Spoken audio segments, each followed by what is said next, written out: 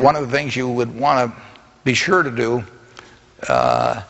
is, whether you like it or not, get very comfortable, it may take a while, with public speaking, for example. I mean, that's an asset that will last you 50 or 60 years, and it's a liability if you don't like doing it or are uncomfortable doing it, that also will last you 50 or 60 years, and it's a necessary skill. One of the big things that all startups do is they lie to themselves over and over and over. Mine's faster, mine's cheaper, mine's better, mine's this, mine's that. No, it's not. And the reason it's not is because whoever it is you're competing with, it's not like they're ignoring you. It's not like, oh my goodness, this guy just started on Shopify in the startup competition. He's doing $1 million this year. Woe is me, I might as well close up the doors. What are they doing? I'm gonna copy what they're doing. And now you've got to stay ahead. And so, you've got to be very careful as an entrepreneur to be brutally honest with yourself. And those are some of the things that you'll hear from me as a mentor, that know what you know what you don't know, but you've got to know your business better than anybody. And everybody has a different talent. And the reason we're all so messed up is because you're looking at everybody else's talent and wishing you had some of their talent. All the energy that you spend thinking about, wishing about, being jealous of, envious of anybody else is energy that you're not only putting out is going to come back to you negatively, but you're taking that away from you. All your energy should be forced on, what do I have to offer? What do I have to give? How can I be used in service? Because Dr. King's message of not everybody can be famous, but everybody can be great, because greatness is determined by service. And there is not a job in here that you can do that you don't switch the paradigm to service and not make that job more fulfilling. I don't care what the job is. If you say, I'm a singer, I'm a dancer, I'm an artist, I'm a teacher, I'm a nurse, I'm a doctor, I'm a janitor, I'm a clerk, if you say, if I look at this from, how do I use this in service to something bigger than myself? It no longer becomes a job. It becomes an offering to the world.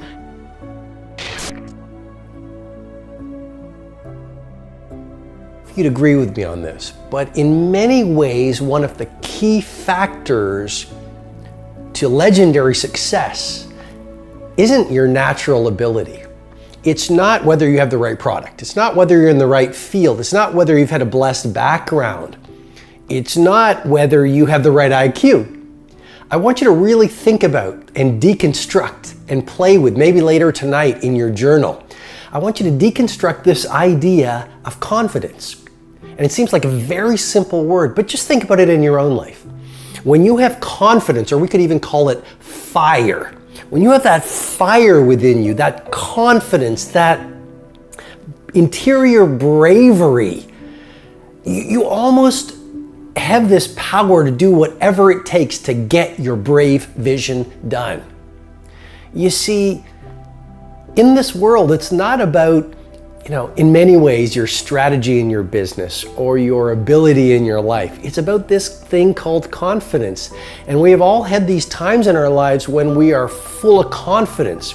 And what other people see as a problem, we simply do see as an opportunity. Other people see it as a stumbling block or a wall, and we see it as a stepping stone or this solution.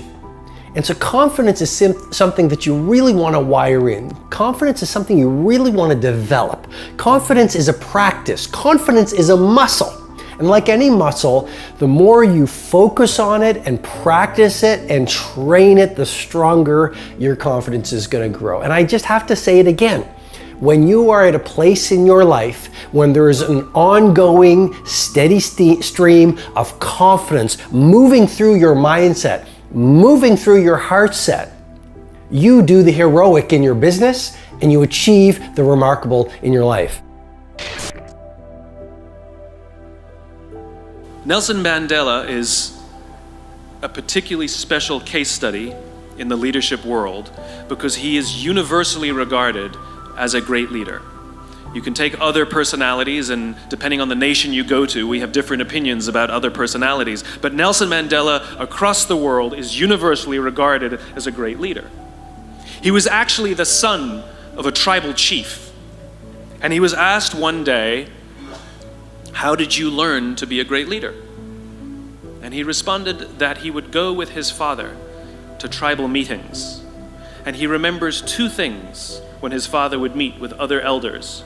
One, they would always sit in a circle. And two, his father was always the last to speak. You will be told your whole life that you need to learn to listen. I would say that you need to learn to be the last to speak. I see it in boardrooms every day of the week. Even people who consider themselves good leaders, who may actually be decent leaders, will walk into a room and say, "Here's the problem, here's what I think, but I'm interested in your opinion, let's go around the room." It's too late. The skill to hold your opinions to yourself until everyone has spoken does two things. One, it gives everybody else the feeling that they have been heard. It gives everyone else the ability to feel that they have contributed. And two, you get the benefit of hearing what everybody else has to think before you render your opinion. The skill is really to keep your opinions to yourself. If you agree with somebody, don't nod yes. If you disagree with somebody, don't nod no. Simply sit there, take it all in, and the only thing you're allowed to do is ask questions so that you can understand what they mean and why they have the opinion that they have. You must understand from where they are speaking, why they have the opinion they have, not just what they are saying. And at the end, you will get your turn. It sounds easy, it's not.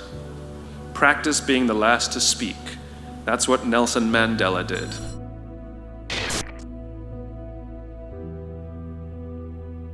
My challenge in our generation is that gradually, through entertainment, through television, through media, through every way possible, we are living in a generation of the dumbing down of ideas. Because we have traded effectiveness for busyness. Statistics say, yeah, somebody ought to clap on that.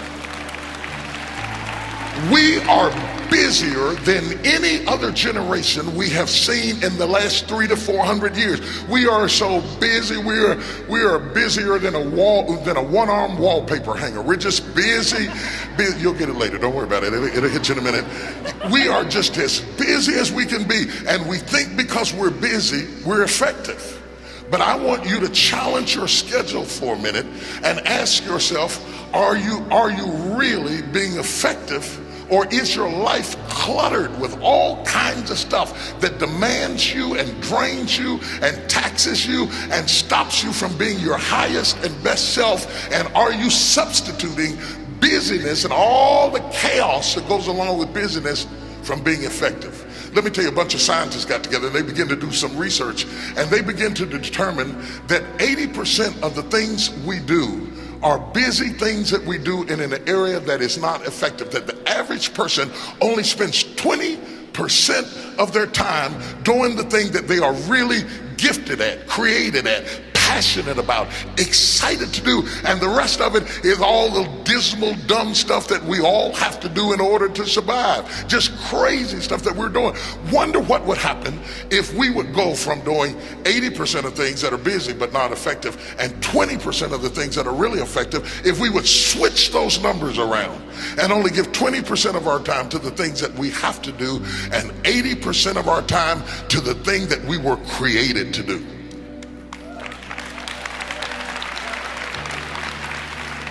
Wonder what would happen to your life. Now think about it a minute. There's a lot of things you could take from me and I could make it. You could take my suit, I got another one. You could take my car, I could get another one. You could take my house, I could get another house. But when you take my time, you have taken something from me that is totally irreplaceable. We take all kind of classes for money management. We know how to manage our money. We know how to repair our houses. We're working on our hair and our bodies and all of this kind of stuff. We do everything except the most important thing is to value our time. It takes time to be creative. You were meant to be creative. You were created in the likeness and the image of a creator, and in that likeness and in that image, you have creativity. If you had time, you would be creative. But in the absence of time and with busyness and clutter and the phone ring, beep, beep, beep. Y'all got music playing on your phone, all kinds of stuff. And no matter what kind of song you put on it, after a while you hate to hear it, because every time you hear that sound, you know it's somebody else wanting something else from you that's taking you away from what you are gifted and creative to do.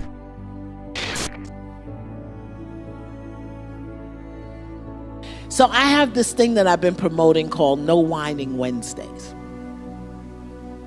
Wednesday, you cannot whine, complain, or criticize.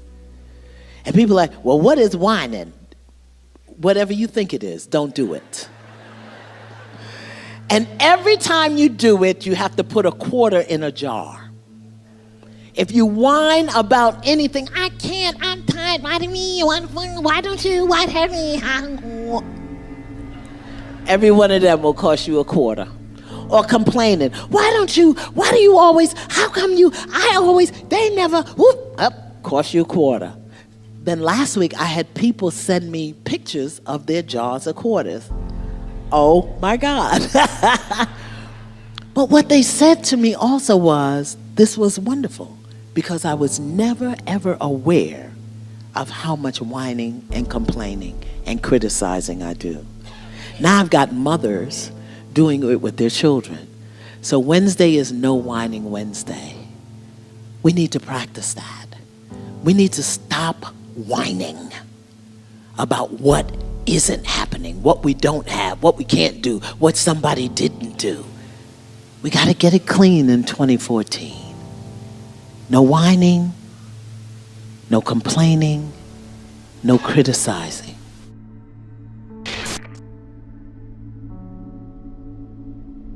If you're living in the past, you're going to be depressed because you are rehashing things that happened to you that are not going to happen again. If you're living in the future, you're going to be anxious because you are anticipating what's coming or you're wishing for things that aren't happening yet.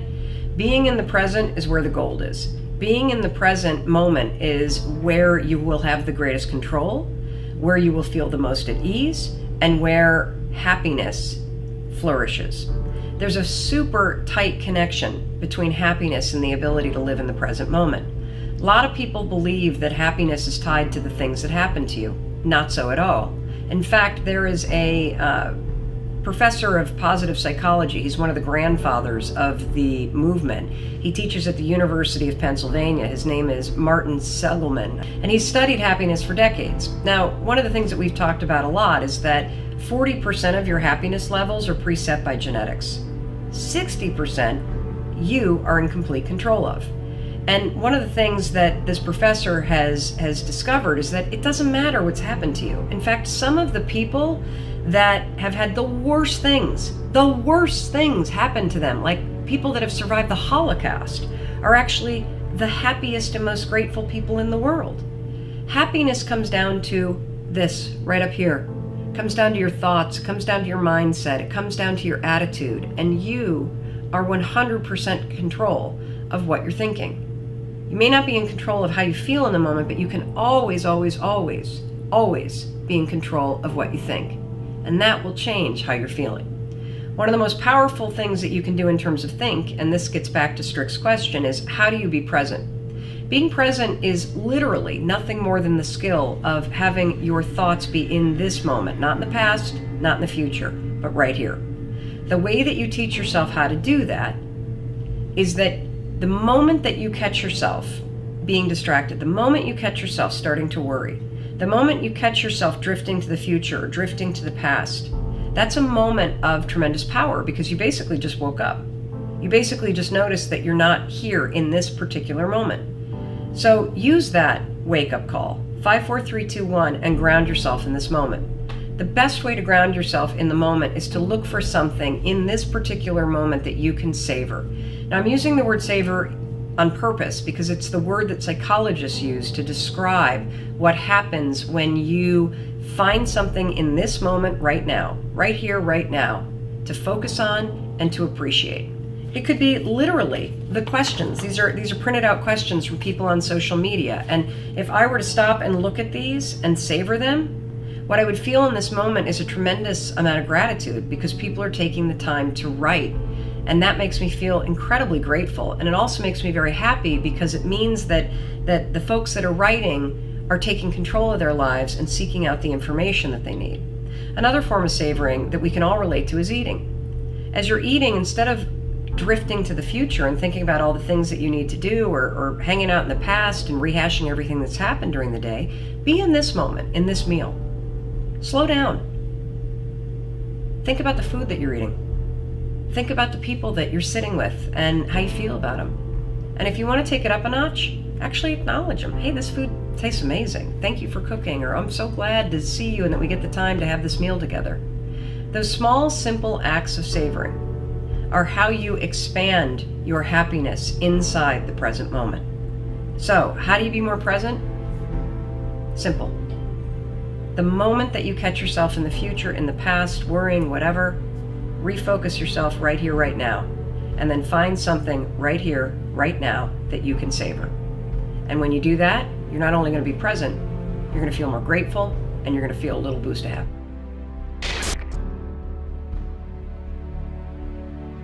Well, first of all, I prioritize sleep. And that means saying no to things you want to do. It's not easy. No is hard. I think the hardest thing. Yeah. Last night, Sheryl Sandberg interviewed me at the San Francisco Symphony Hall. And then I had to sign books. And I would have loved to go and have dinner with her, but I went to bed. And, because if I had gone out to dinner, and hadn't gotten my at least 7 hours sleep that I need and had to get up early to do TV, I would not be enjoying being here with you now. And I'm really enjoying it. And I'm 100% present. I'm not tired.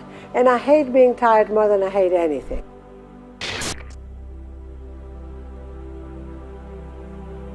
I've thought a lot about the power of empathy.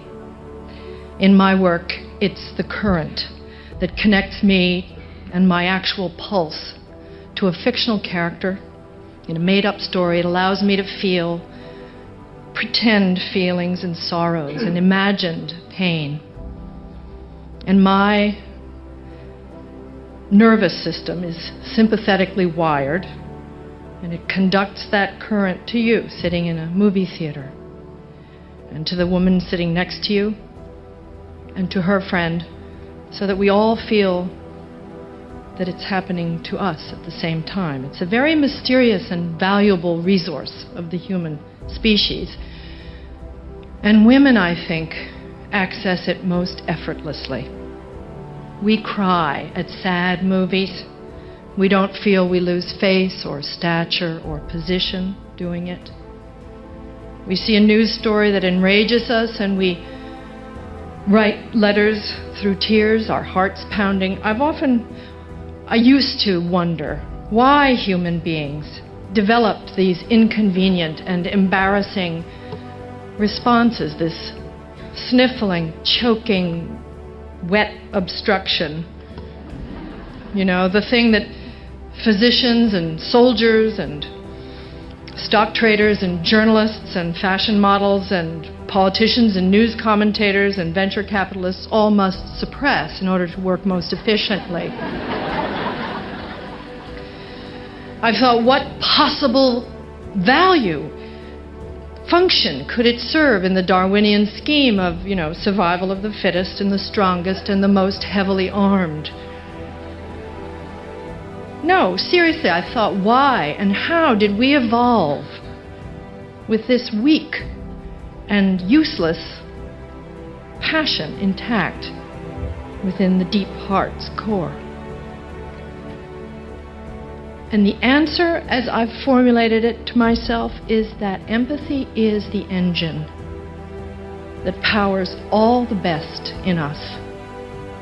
It is what civilizes us. It is what connects us